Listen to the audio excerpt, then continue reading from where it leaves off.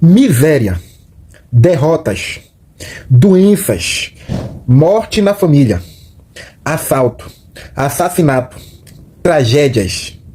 É falta de Deus? Falta de fé? Ou é apenas uma estratégia para os falsos profetas te manter dentro da igreja? Assista este vídeo baseado nos versículos da Bíblia e tome a sua própria conclusão. Os profetas, eles eram pobres e perseguidos. E aí, eles eram endemoniados? Maria e José, eles eram pobres, não tinha nem onde parir o nosso Senhor Jesus. E foi perseguido no deserto, grávida. E aí, eles eram endemoniados ou tinha falta de Deus?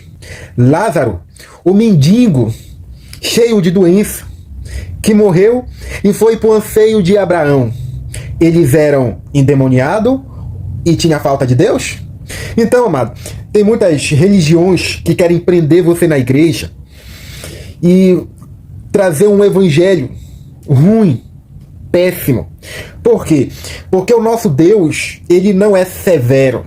Eles estão trazendo um evangelho falso, porque o objetivo dele não é guiar ali e ensinar. O objetivo dele é fazer que você fique com medo e não se afastar da igreja deles, para que você possa sempre fazer votos, porque você está derrotado, fracassado, está doente, está isso, está aquilo e está aquilo, ok?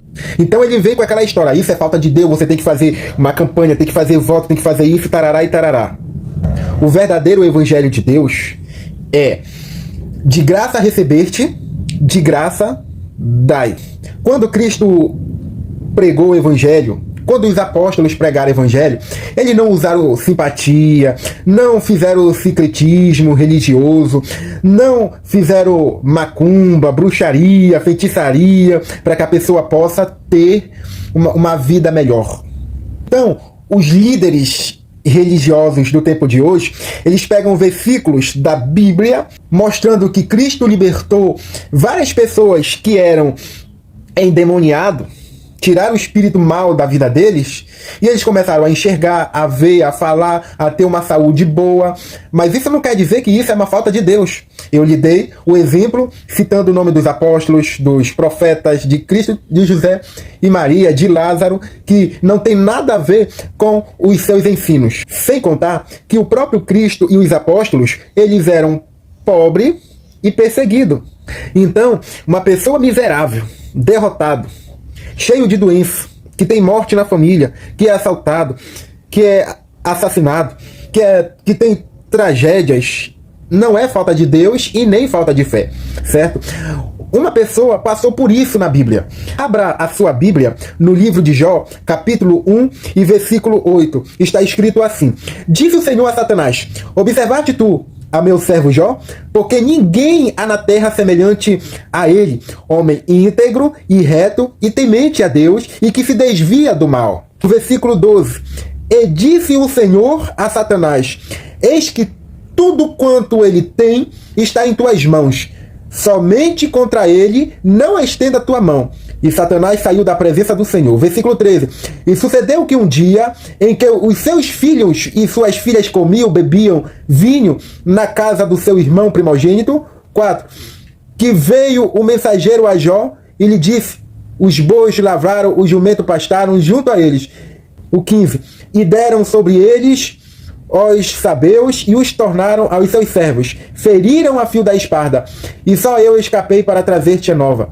16. E estando este ainda falando, veio outro e disse: fogo de Deus caiu do céu e queimou as ovelhas e os servos e o consumiu, e só eu escapei para trazer-te a nova. 17. E estando ele ainda falando, veio outro e disse, ordenando aos cadeus: 3 tropas deram sobre os camelos e tomaram, e aos servos feriram a fio da espada. Só eu escapei para trazer-te a nova. O 18.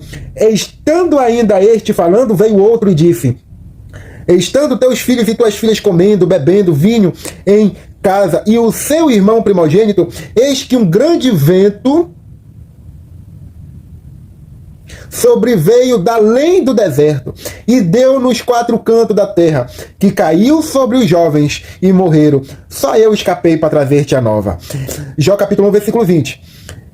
Então Jó se levantou, rasgou o seu manto, rapou sua cabeça e se lançou-lhe em terra e o adorou. E disse: nu saí do ventre da minha mãe e nu tornarei para lá. O Senhor o deu, o Senhor o tomou. Bendito seja o nome do Senhor. Jó capítulo 2, versículo 7. Então saiu Satanás da presença do Senhor e feriu a Jó de úlceras malignas, desde a planta dos pés até o alto da cabeça. O 8. E Jó tomou um caco para se raspar com ele, e estava sentado no meio da cinza. 9. Então a sua mulher disse: ainda retens a tua sinceridade? Amaldiçoa a Deus e morre. 10. Porém ele lhe disse: como fala qualquer doida, falas tu. Recebemos o bem de Deus e não recebemos o mal. Em tudo isto não pecou Jó com os seus lábios. Amém? Havia um cego de nascença, já jovem, e Cristo curou. E os discípulos falaram para Jesus: mestre, quem pecou? Ele ou os seus pais? Cristo falou: nem ele pecou e nem os seus pais pecaram. Tudo isso aconteceu para que aconteça a glória de Deus em nossas vidas. Muitas das vezes é a permissão de Deus para que a glória de Deus possa se manifestar em nossas vidas. Amém? Tudo isso acontece porque você tem orado: ah, meu Deus, eu nunca vou te deixar, eu nunca vou te abandonar, você é isso, você é aquilo. Deus olha e diz assim: você, será que você está falando a verdade mesmo? Ô Satanás, tenta ele lá. Bora ver se eles estão falando a verdade. Certo? Então Deus quer ver mesmo se você é realmente o que você fala. Lembra quando Pedro falou: mestre, eu nunca vou te negar, eu vou morrer contigo se o Senhor morrer. Cristo olhou para ele e disse assim: você me negará 3 vezes. Pedro, tu me ama? Apacenta minhas ovelhas. Então, amigo, Deus, ele quer que a glória de Deus se manifeste na sua vida. Como é que você vai querer ajudar uma pessoa que está passando uma vida de derrota, de fracasso, de doença, se você nunca passou por isso? Apenas teoria. A gente fala bobagem, a gente fala besteira, a gente fala sem pensar, certo? Que muitas das vezes a gente diz: ah, isso é falta de Deus, é porque a pessoa não quer nada com Deus. Não, amigo, não tem nada a ver. Às vezes a pessoa está bem com Deus, e isso acontece porque é permissão de Deus. Amém? Então nós não devemos julgar as pessoas. Se alguma religião lhe ensina desse jeito, você tem que se afastar dessas pessoas, certo? Porque isso não se fala, ok? Isso não se fala. Às vezes acontece isso para Deus provar o teu coração. Ah, o irmão está passando necessidade, eu vou lá e vou ajudar. Lembra que a Bíblia diz, Cristo falando: eu estava nu, não me vestisse, estava com sede, não me dás de beber, estava com fome, não me dás de comer, estava preso, não me visitaste. Senhor, aonde era? Como nós fizemos isso? Aquele que fazia um desses pequeninos, a mim me fazes. Então às vezes Deus faz acontecer isso com os nossos irmãos para ver se nós temos aquele amor de ajudar o irmão, certo? E às vezes Deus quer mostrar para você o que ele é na sua vida. Você está passando por isso, amém, mas você não vai morrer desse jeito. Deus tem algo profundo na tua vida, amém?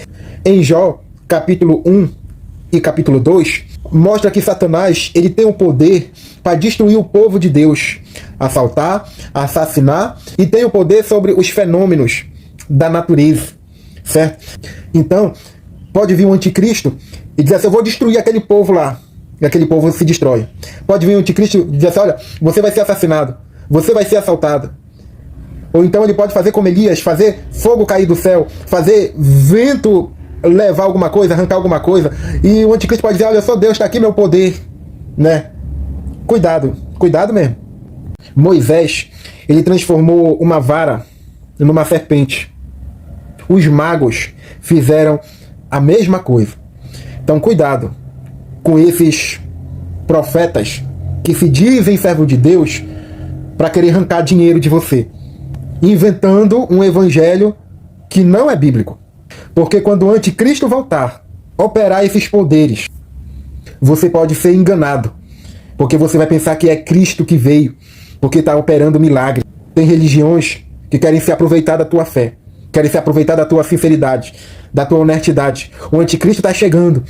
Quem oferece riqueza em troca de adoração é o diabo. Cristo oferece salvação. O nosso reino não é aqui. Não acumuleis tesouro no céu, e sim na terra. Aonde tiver o teu tesouro, lá estará o teu coração.